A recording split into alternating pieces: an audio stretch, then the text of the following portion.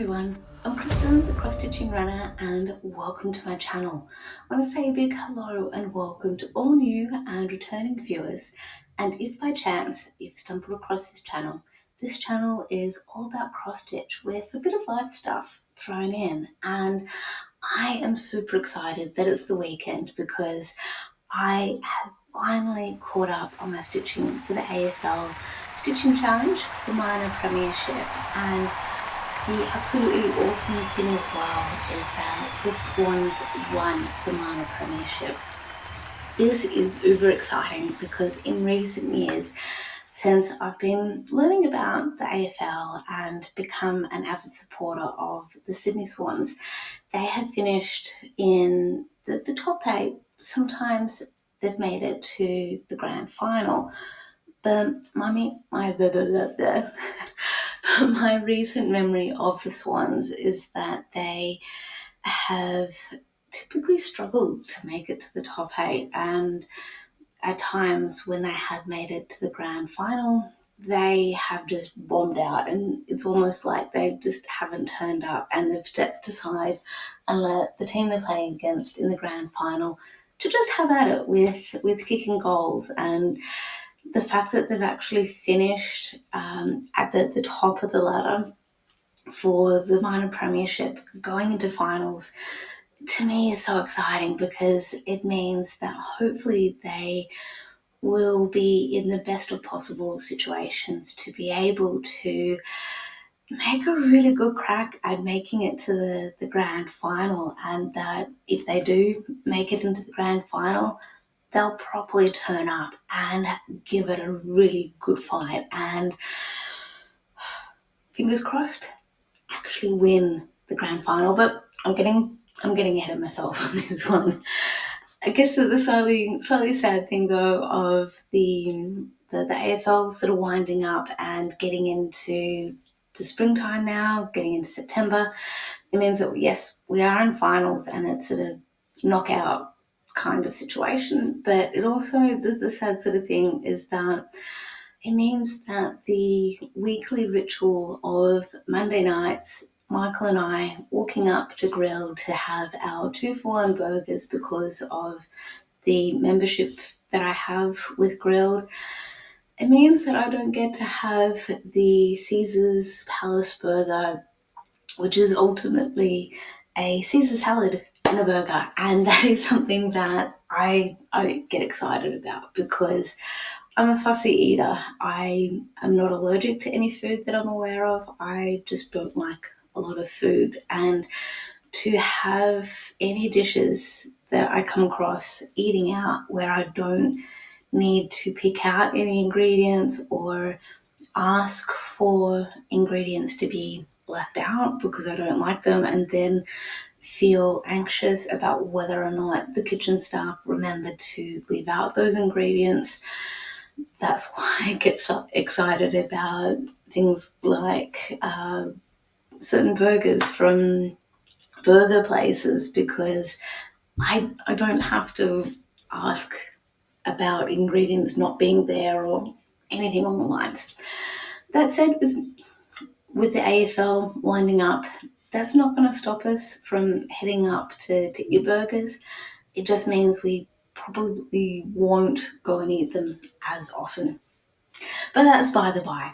We're here for cross stitching. We are here to see what I've been working on over the last couple of weeks, and noting that the stitching I'm about to share with you is covering off rounds 22 to 24, and I'm really excited that I've caught up, and also extra excited that I'm going to be able to then properly kick off Sunday the 1st of September with Spooky Stitching September that will then flow into Spooky Stitching October, and I'll talk more about that later.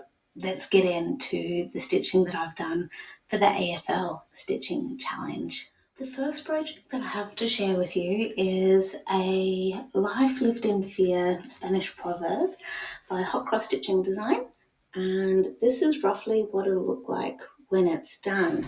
And With this project, I had it associated with the Hawthorn Hawks, and I'm really excited that this year the team has made it into the top 8. This is something where I guess in recent years they potentially have made it to the top 8, but this season it seemed like they were struggling a bit, where last year they certainly were.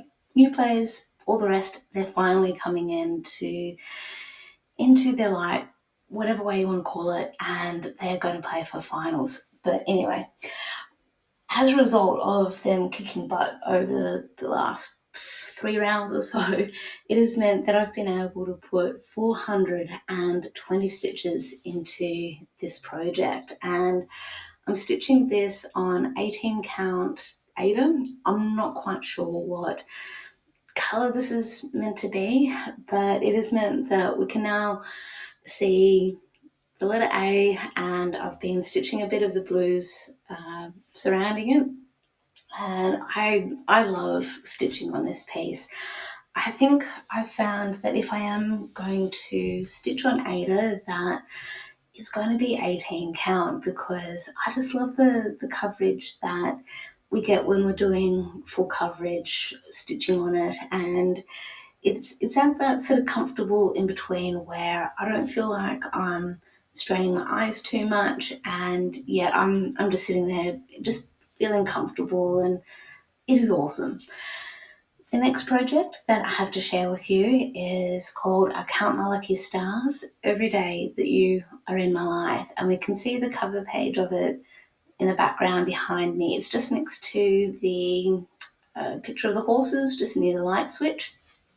And I've been stitching the border a bit more, and this piece is associated with the Saints, St Kilda Saints, and I've put 282 stitches in, and we can start to see a bit more of the leaves along here.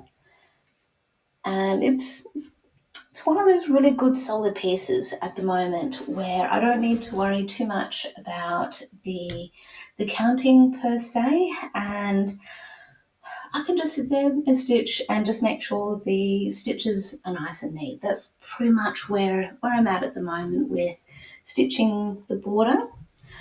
The next piece that I have to share with you is called Pisces.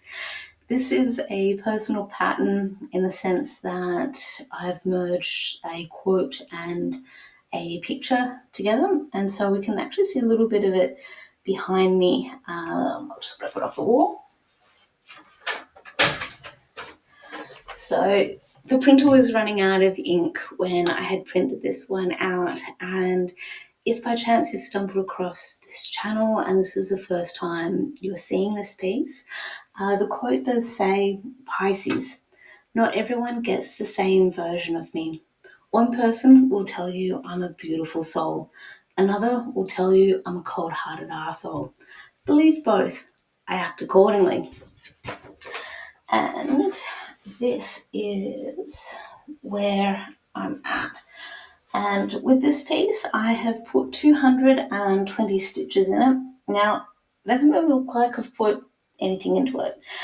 That's because I have focused my time over here. So this is that, again, similar to the border that I'm doing for I Count My Lucky Stars. It is that really easy, fast stitching where I still need to be semi-aware of where my stitches are, how much I've done, and so forth, but I don't need to worry about changing colours at all. So I'm using DMC threads with this one, stitching 2/2, and this at the moment is using DMC 3808. Also noting that this, I believe, is 28 count even weave, and I Count My Lucky Stars, I think I'm stitching on 28 count linen.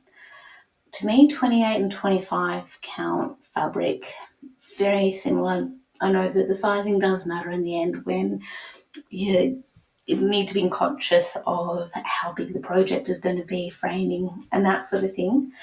And I guess depending on your eyesight as well, that can really play a big part in it as well. I definitely enjoy stitching if it's going to be the smaller count, smaller fabric count size stuff. I always get fabric count and photography in terms of aperture and that sort of thing. Whoever was thinking of the numbers where big numbers actually means small things, yeah, it does my head in. It really does. What I'm trying to say here though is I definitely prefer the even weave compared with linen. That said, a while ago, this feels like it could have been a few years ago now, I had gone to an in-person stitching catch-up that was kind of linked to a craft store in Canberra, and there was a lady who was attending the stitching catch-up who had purchased some linen from the Crafty Frog, and I I was trying to figure out whether it really was linen or if it was even weave, and the lady was explaining that it was this really good quality linen, and that if it is really good quality linen, it won't have those slightly thicker bits in the fabric where it's almost like stitching even weave. So I really hope my memory hasn't faded on that, and that I really am understanding the context of that. If I have gotten it wrong and you as the viewer, listener, can correct me on that one, I'd love to hear about it. Please comment and let me know if I've gotten a bit confused on that one. That said, the next project that I have to share with you is a stitch in time. So, stitch in time, I do have a cover page printed out. Okay, so Stitch in Time is based on artwork by Amy Stewart, charted by Heaven and Earth Designs, and this is roughly what it will look like when it's done. And I have had this piece associated with the GWS Giants. Again, they're in the top 8, which is very exciting. And I have put 183 stitches into this, which means I've definitely focused on filling in more of the stitching along here. There is still just the odd square, odd stitch that I need to fill in, and then I've started a little bit more with filling in along here, along the brown base, and it's cool, it's coming along, and hopefully this time next year we'll see a lot more difference in that one, because I'll be stitching a lot more of the autumn section of A Stitch in Time. Okay, so the next piece that I have to share with you, again, I do have a printed out cover page. It is the Hot Cross Stitchings Black and White Rolled Up Daisy, and it is the printout that is just near the light switch behind. And it has been connected to the Collingwood Magpies. I have put, over the last 3 rounds, 182 stitches into this piece, and most recently I've been focusing over here near the top left corner, where I'm just trying to get it stitched over to the edge and then work my way down. And what I've decided to do with the background for this piece is to do 10 stitch or do half stitch on it, because I just want the background to go quick. From a design perspective, I've learned my lesson to try and update the background a bit better. And if I was going to re-release this piece, I'd most likely remove 90% of the background for this flower, because I don't think it adds anything to the flower, and I think it could make it a more interesting and easier piece to stitch as well. I am stitching this on 18 count Black Ada, and again, similar to what I was saying about the Life Half Lived piece, I definitely enjoy 18 count Ada, and I think regardless of whether it's dark, light, in between coloured fabric, it is still a joy to stitch on, it really is. Okay, so the next piece that I have to share, I just need to grab the cover page and we'll get back into it. Okay, so Halloween treats too. If I can get the button pressing right. This one has been charted by Tilton Crafts, and this one I have stitched in association with the AFL team Melbourne Demons, and if I can get my fingers to work. This is where I'm at so far, and the really cool thing is that with the 117 stitches that I needed to put into this piece has meant that I've been able to finish 90% or 99% of the stitching for the numbers 3-1, and as you can see I've started to branch out for the stitching just underneath a calendar page, and that's where I understand it'll be, yes, it's going to be where the ribbon is for a night party. So I'll just grab the cover page again. Okay, so you can just start to see at the bottom a little bit of the calendar, that bit of that stitching where you see night party, that's where some of that stitching has been. Again, this one I think is 25 or 28 count even weave. I haven't kept the details of what fabric this one is, and I've started in roughly the center of this piece. And when we start talking about the spooky stitching that I'm going to do for September, you'll understand why I'm going, because of one of the pieces that I am going to be doing a bit more work on, hopefully, if all works out with spinning wheels and such, because it is Halloween treats number 1 that I have actually started in the top left corner, and I'm regretting that decision, and I'll talk more about it later. Okay, so the next piece that I have to share with you is Fight Like a Girl, and over in my shoulder behind we can see kind of the background, the cover page for Fight Like a Girl, designed by Tanya Amity, based on artwork by Elena Zhnidkova. And with this piece, I've had associated with the Brisbane Lions because of the lion Aslan from the book The Lion, the Witch and the Wardrobe. And I'm stitching this on 18 count Aida as well. My main focus has been the bit of the green book that we see underneath Pippi Longstocking. Actually, no, that's not Pippi Longstocking. That one, I believe, if I can remember, I've got Toto, and I believe we're not in Toto. I believe we're not in Kansas anymore, Toto. That character. She's got the sparkly red shoes. Click the heels 3 times and she gets to go home.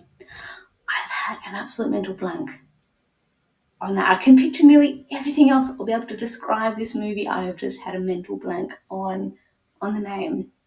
It'll come to me later, and if it comes to me later during editing, I will try and put the name up. If not, I hope you all know who I'm talking about, and the movie and the book and all the rest that goes with it. I keep wanting to say Alice in Wonderland. Completely different movie, completely different books and all the rest. Anyway, with this piece, I have put only 87 stitches into this. That's okay. That's all good. Because I have been able to put 102 stitches into the next piece that I'm about to share with you, which is called Moonlit Waters. It's artwork by Julie Fane, charted by Heaven and Earth Designs. And the awkward thing with the 102 stitches that I've put in is that they are all very light coloured stitches. Using the DMC thread, I'm inclined to say B5200, it's equivalent of being that light. It's like 3828 or something, or 3856, something similar to that. So the actual stitching I've done, if I can try and bring this up close, is just under the wing of the fairy, and I am stitching this on, again, 25 or 28 count even weave.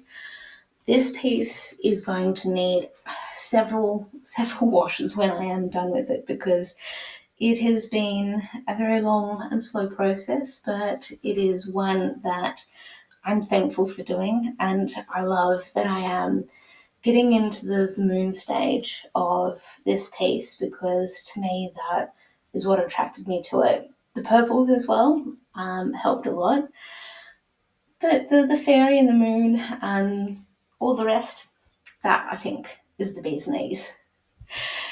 The next piece, though, that I am excited to share with you is part of a Dimensions Kit gold collection. It is the Four Seasons cats that I have associated with the team, the Geelong Cats. And this is roughly what it'll look like when it's done.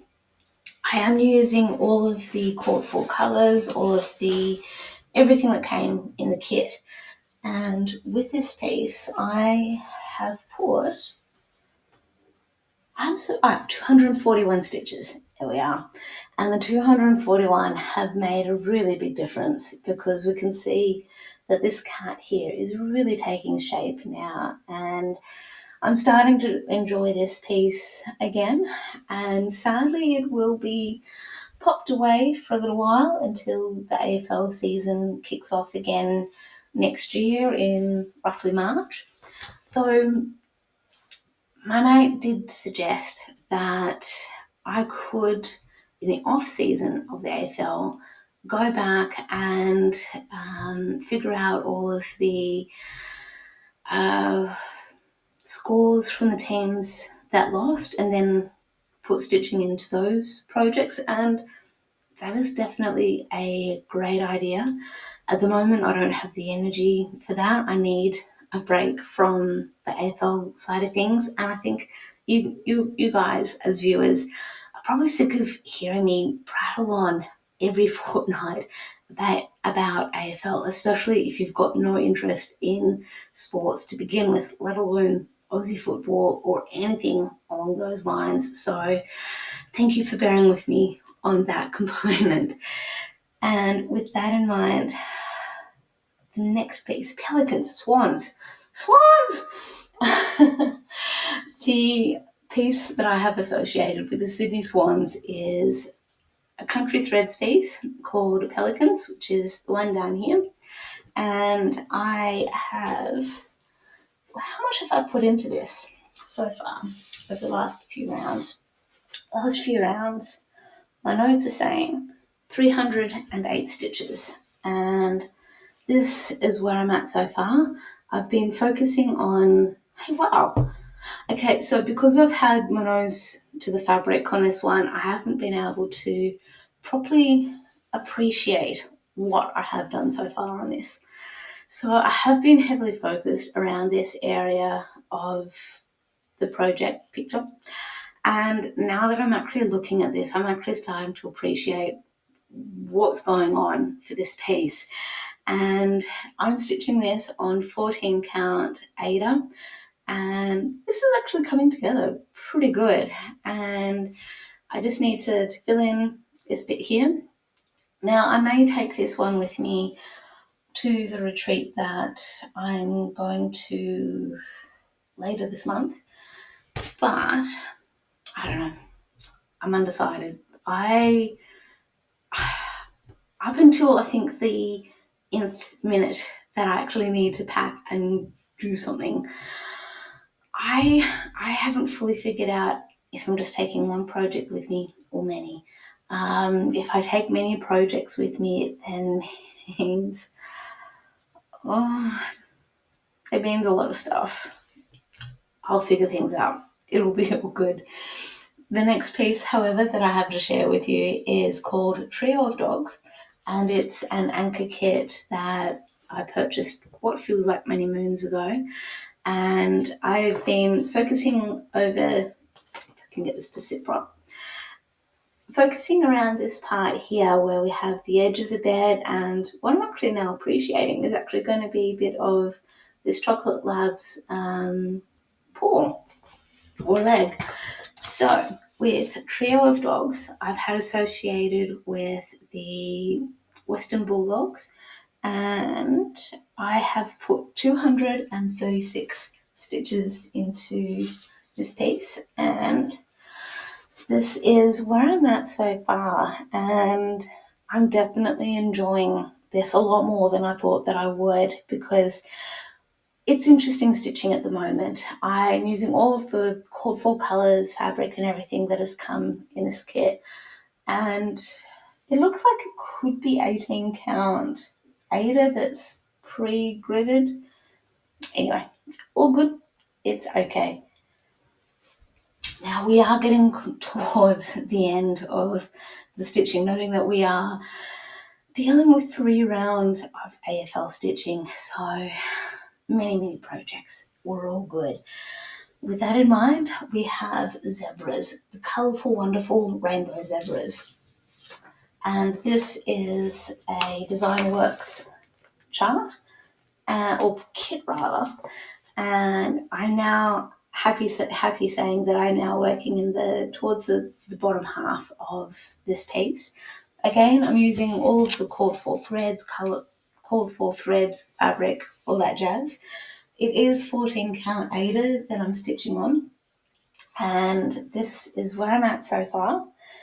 And with not the trio of dogs, with the zebras, it's associated with the Gold Coast Suns, and I have put 189 stitches into this.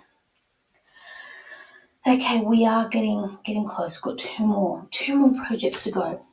So the next project that I have to share with you is actually one that I'm not following a pattern for. I'm actually freehanding it, and this one is, I guess, in tribute, so to speak, to diabetics, because in November I'm wanting to try and shed a bit more light on what I've learned so far over the last couple of years of being in partnership with someone who has diabetes, and it's only been a recent diagnosis, but I'll be able to talk more about it when we get closer to November, especially when November hits, and also when we get closer to that month, explain a bit more about why it's November rather than any other month of the calendar year. And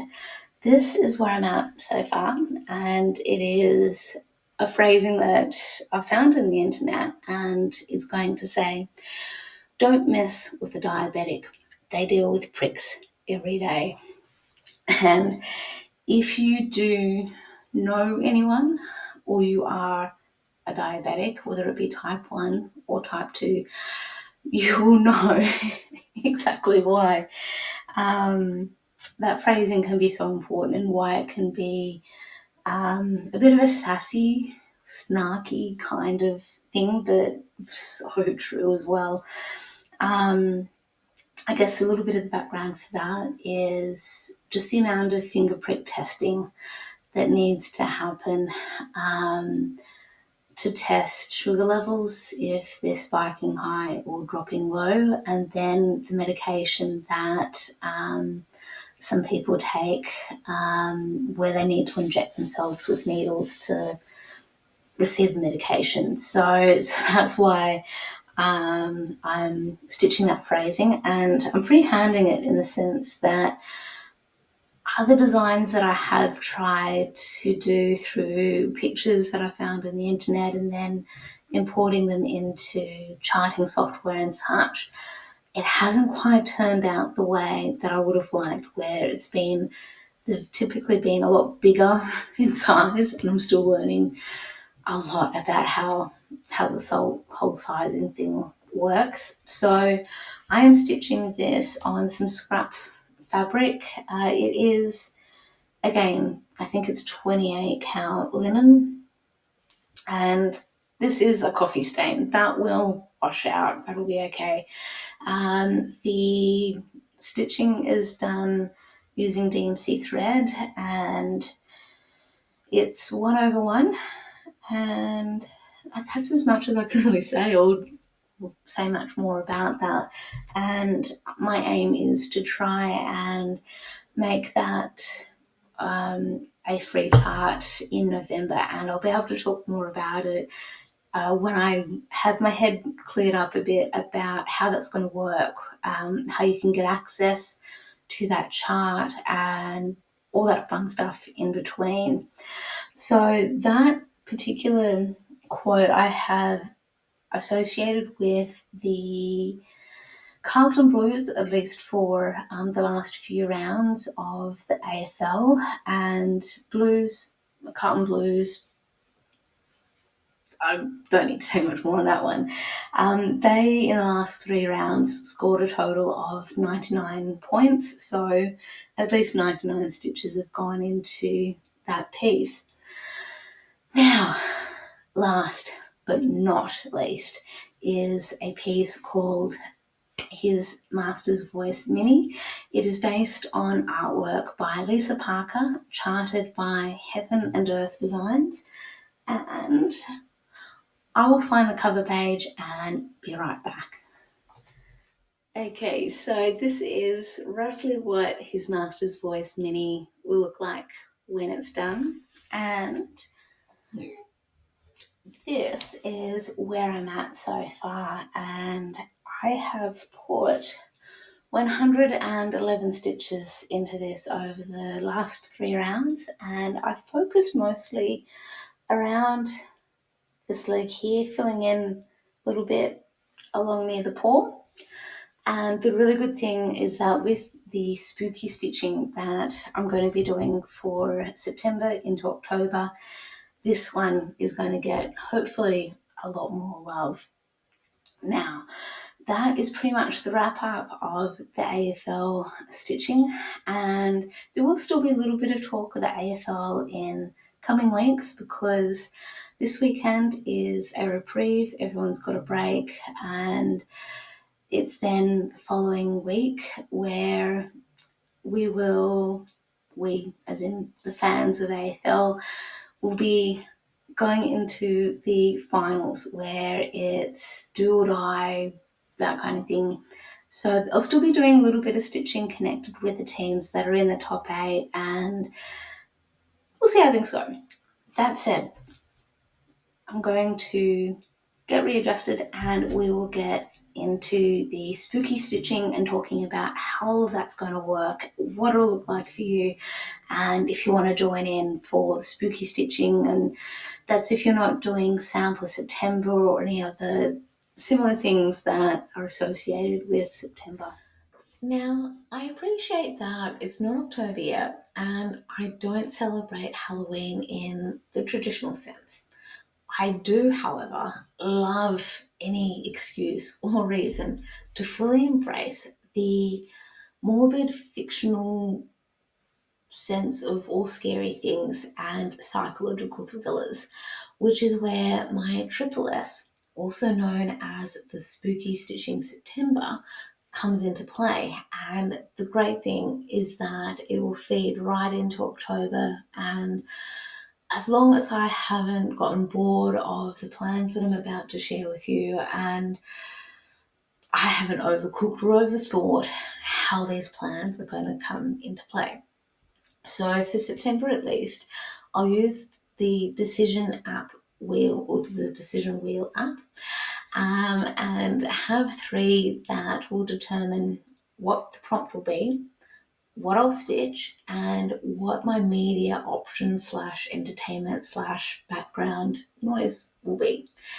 Then in October, I'll write down or print out all these options, projects, prompts, media, all that jazz. And I'll fold them up and have 3 separate jars or 3 separate containers. One will be for the projects, one will be for the prompts, and the third one will be for the media entertainment thing. Then I'll pull out one option out of each jar. So I'll have a prompt, a project, and a media option, and go from there. And the idea also is it will be more time bound rather than focusing on how many stitches I do, and anything in between. So the idea is that for at least an hour and a half, maybe 2 hours, or half an hour, depending on what the media background noise is, I'll work on that particular project based on the prompt and all the rest that I've pulled out. And as I'm thinking about this, talking about all of this with you, it almost seems pointless that I have a prompt and project and thing, because it sort of all gels into the one thing where ideally I should really only have two decision wheels. One will be the background noise, and then the second one will be either the project or the prompt. And then with the wheels, especially since they're going to be random spin rather than anything fixed, the idea is that really the prompt should then inform what project I work on. That's normally how the prompts work. Anyway, this is me just playing around out loud or thinking out loud, and we'll have to wait and see. I guess in theory, the third wheel, if there is going to be a third wheel, should be how many stitches I put into the project rather than anything else.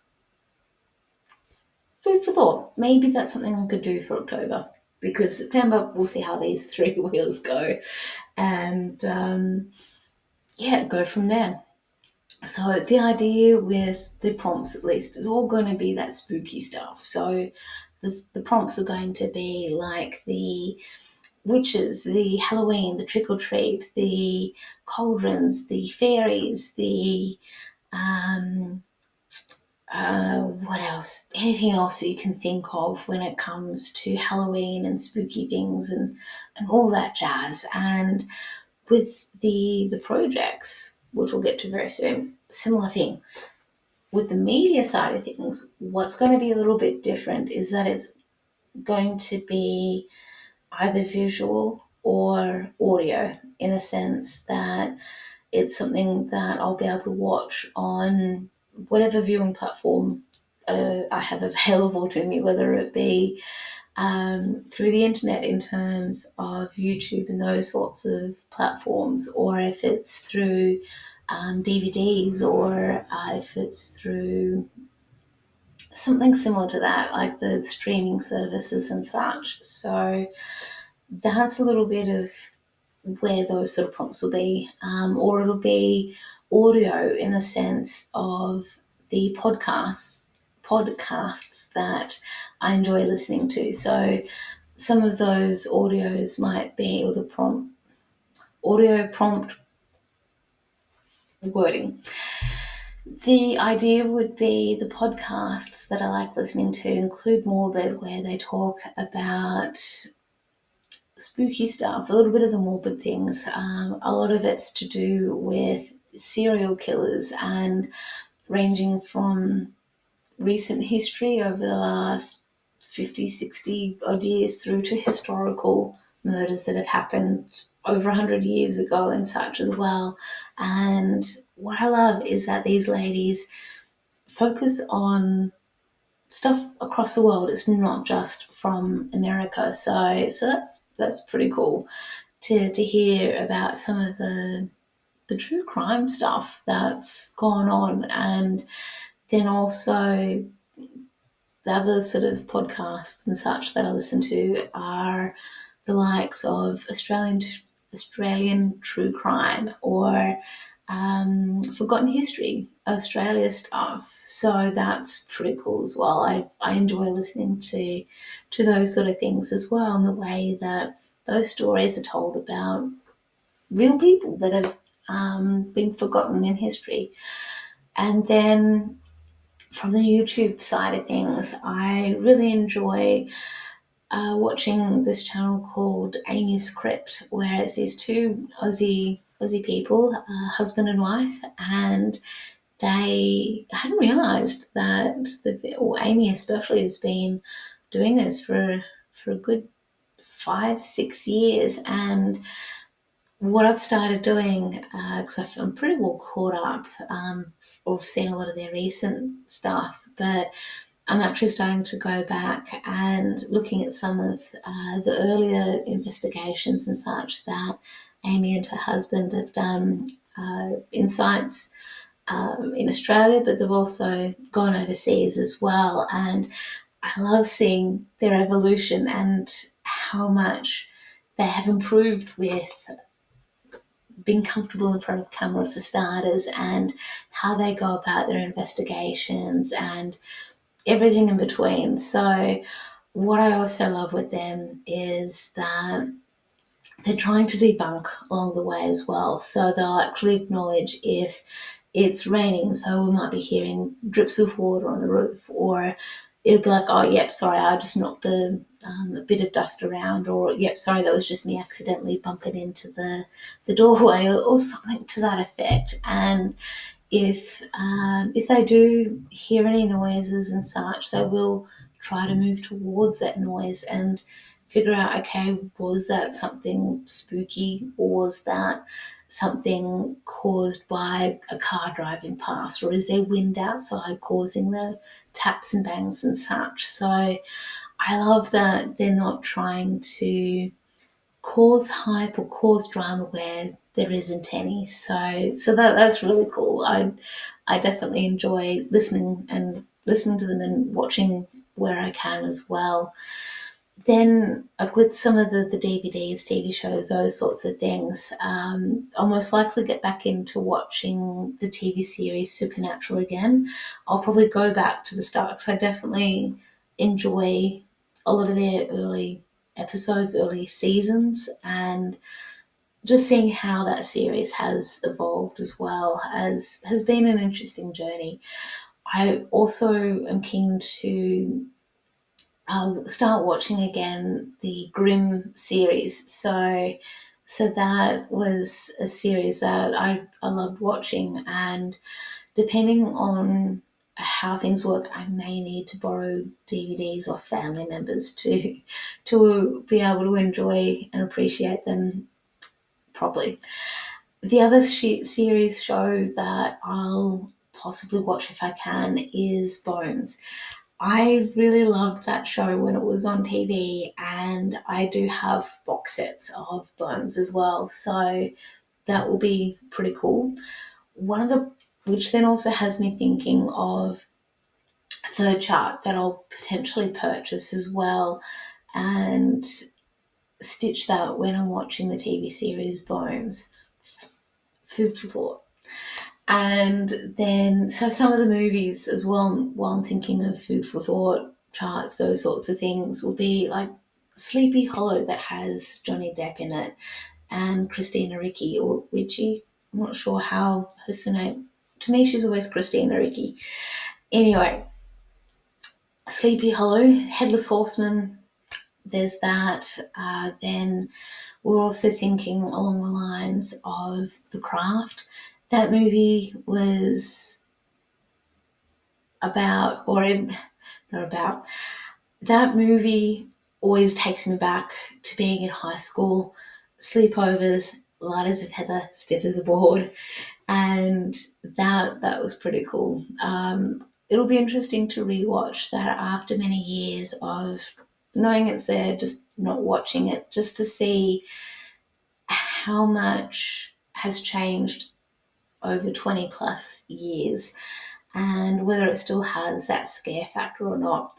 Then we've got the likes of Stephen King movies, and Pet Cemetery is one of the immediate things that come to mind. So we've got the cats, we've got things coming back to life, things that are dead and should stay dead, and all that jazz. And while we're thinking, or while I'm talking about zombies and things staying dead, should be dead, there's this spoofy kind of TV series called Z Nation that I came across a few years ago on Netflix, and it is one of those shows where you got to leave your brain at the door. Um, pun not intended on that one, but works pretty well. And Z Nation, it really does. It got a bit funky towards the end, um, with the way the storyline went. But it was like, okay, I appreciate it's got to wrap up somehow. Uh, but it is one of those sort of funny, funky shows that, again, it's apocalyptic kind of stuff. It's, yeah, it had its moments of good entertainment. Um, so yeah, that's sort of a bit of where my headspace is at with the background noise, entertainment stuff, where the prompts will be coming from, how they sort of all tie in with each other. And okay, so the stitching stuff. What am I actually going to stitch on? Let's get into it. One of the first pieces that I'm about to share with you, I don't know when it'll come up. I hope I get to put a lot of work into it though, is a project called Shrooms. It's based on artwork by John Shannon, charted by Heaven and Earth Designs, and I started it this time last year, or roughly this time last year, when I got into the spooky stitching and such, and I was smart enough to start the project in the middle of the fabric, and I also chose to stitch it on black fabric. So this is most definitely 28 count even weave, and this is, I guess, the starting progress for this season of spooky stitching. I don't know how many stitches I've put into this so far, but it is one where I'm stitching 1/1 using all of the called for colours. And with Shrooms, apparently there is actually a dedicated episode in Grimm that could could fit really well. That said, with all of the spooky stitching and the entertainment background noise and all, I had considered that with the entertainment side of things, that if the project warranted it, fitted, whatever, that I would actually try and find a specific episode from Grimm or Supernatural, like with Scaredy Cats that you'll soon see, or other other movies, those sorts of things, like Hocus Pocus with the witches, or Practical Magic, again because of witches, that sort of thing. And yeah, but again, it's more about just that entertainment factor that I'd rather than spending the time of then flicking through and pressing buttons to then finally find that particular episode, or anything in between. So the next piece that I'm wanting to work on during the spooky season is another Heaven and Earth design. It is one that I actually restarted because the whole black fabric thing was going to do my head in if I didn't stitch it on black fabric. And this one is called The Reader. It's based on artwork by Lisa Parker, and this is roughly what it'll look like when it's done.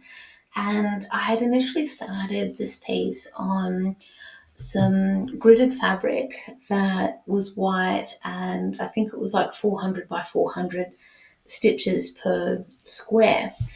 But this is a very tiny, tiny, tiny view, and it's not going to focus very well.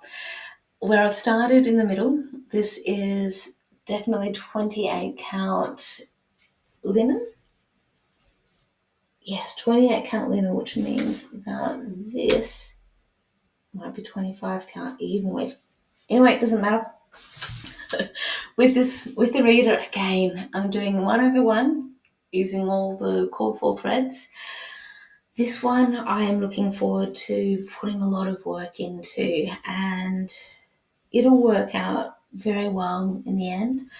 This is really stiff fabric though, so it'll be interesting to see how I go. It'll be all cool. It'll be all good.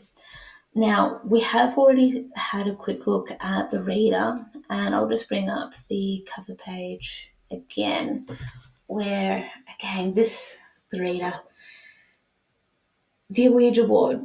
so many different movies and podcasts and TV series, any other kind of entertainment you can think of. You got your black cats, so again, those sorts of themes can fit into anywhere. And I mean, I probably could have started this on black fabric as well. It'd mean that I wouldn't have to stitch as much DMC 310. We'll wait and see. I did start doing a little bit of tent stitch for the background, and we'll wait and see how things go. Again, the main focus will be actually stitching the cat and getting the focus for there all good. The next one that I want to work on is called Trick or Treat 2.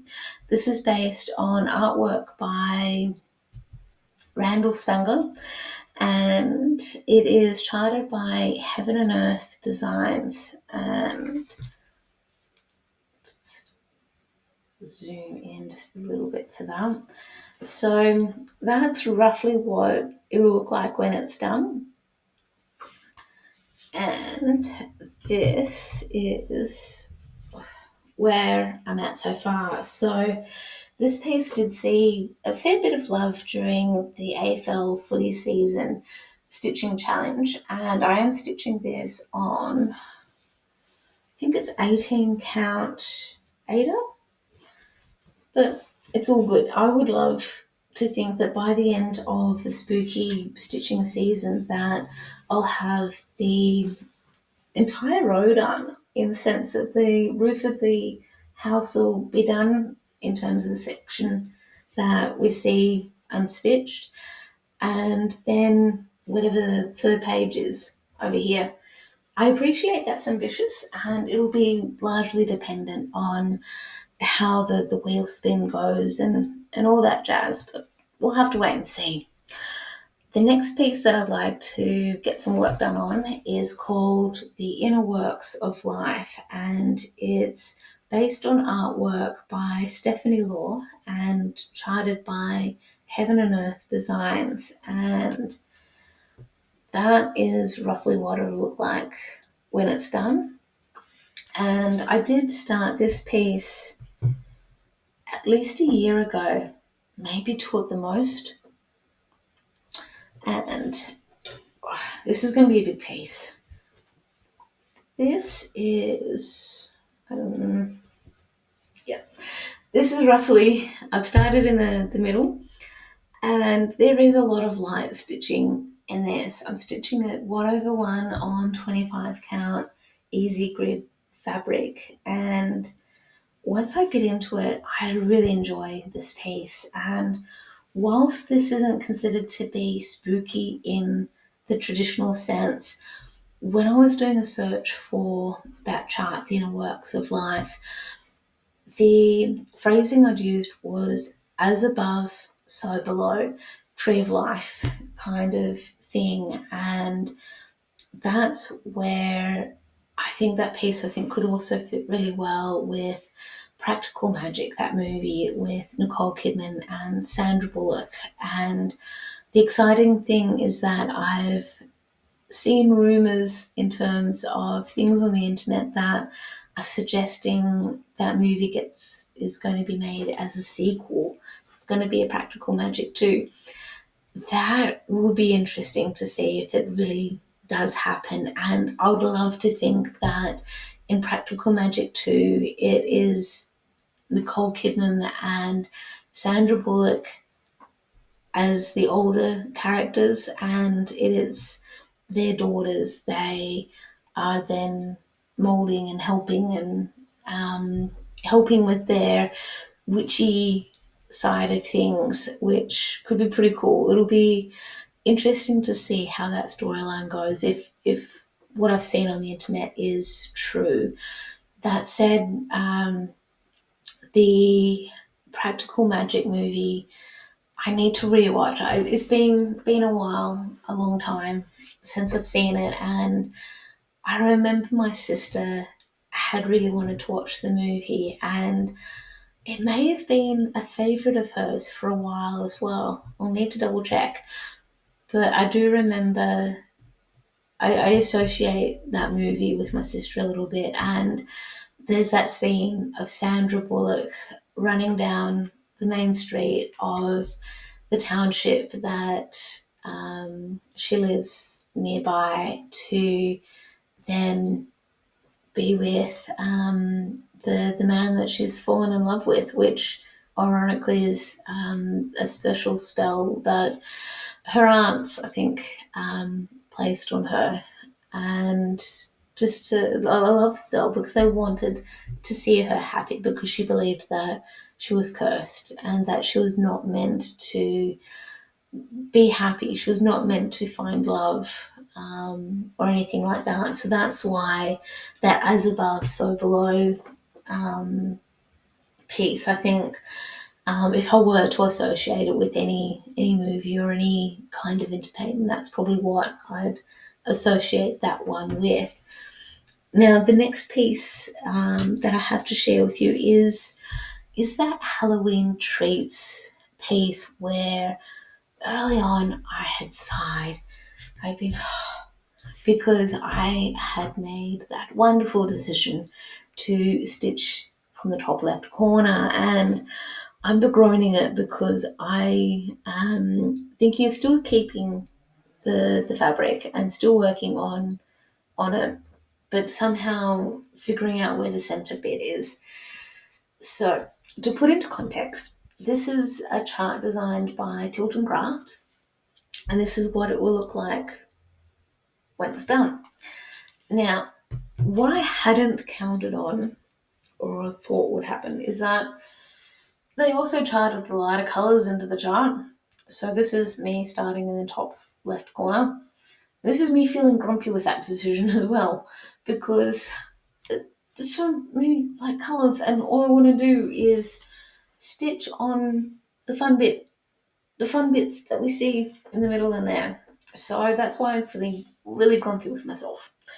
So if I were to take out the one of the wheels, so as we can see in Halloween Treats 1 and then even in Halloween Treats 2 that we saw earlier in the AFL Stitching Challenge catch up, it's got lollies in it. It's got so many different options to choose from there that could be pretty cool. It could be interesting. So we've got the likes of the ghost. There's a top hat which also has me. Well, there's a lot of characters that wear hats or top hats in it. So my initial thinking for a hat was Alice in Wonderland, the Mad Hatter.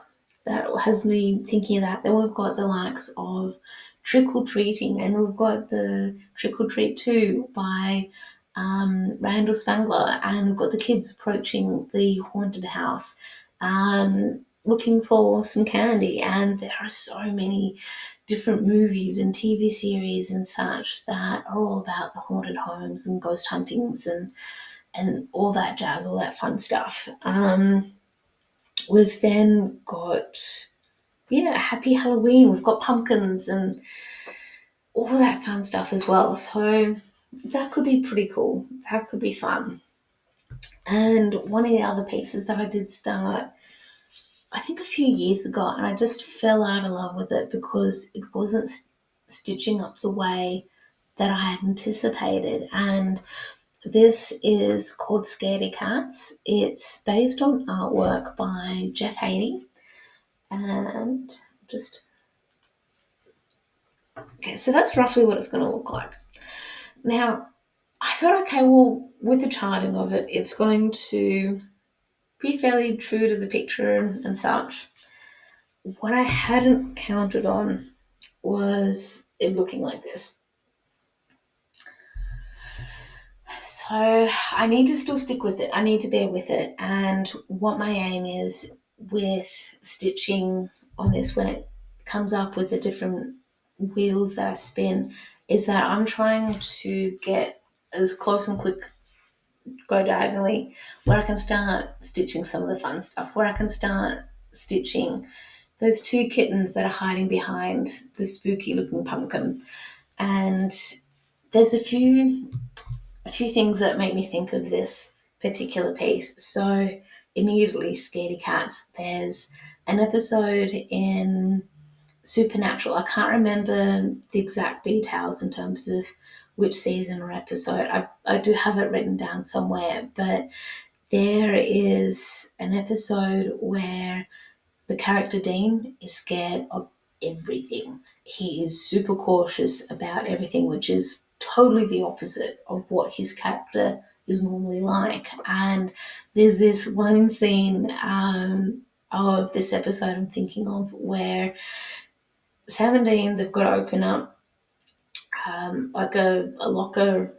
So if you think of a locker in terms of you're back at high school, you've got a locker where you store a lot of your stuff for school, your books, or even in our adult world, if you're at the type of job where you do have a locker that you need to store your gear in, or if it's at the gym, that kind of thing.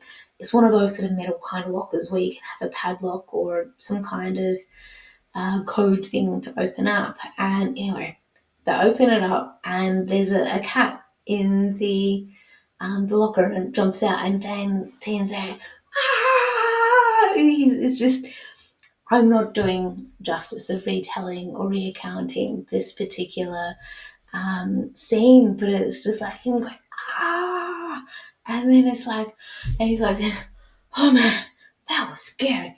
And considering what these all the stuff that the guys go through, and for Dean to all of a sudden freak out over a cat um, in a locker and having that overreaction, it's to me it's hilarious. And I really hope that if you are a fan of Supernatural, you'll know exactly what I'm talking about, because within the world of Supernatural fandom, that is very much a strong memory that we have of that episode. And it's within that same episode where Dean is also freaked out by a little chihuahua type of dog or a similar small dog, where Dean's just running down the street, running through the suburb because he's got this little dog chasing after him, and he thinks it is this big monster that is terrifying him, and he has to get away from the dog. So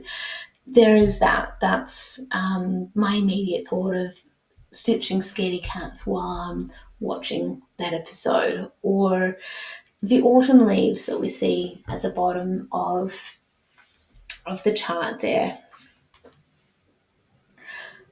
I actually love the way that artwork is for the leaves, and I really hope that the chart picks up on that as well and actually enables us to have that sort of lifelikeness for it.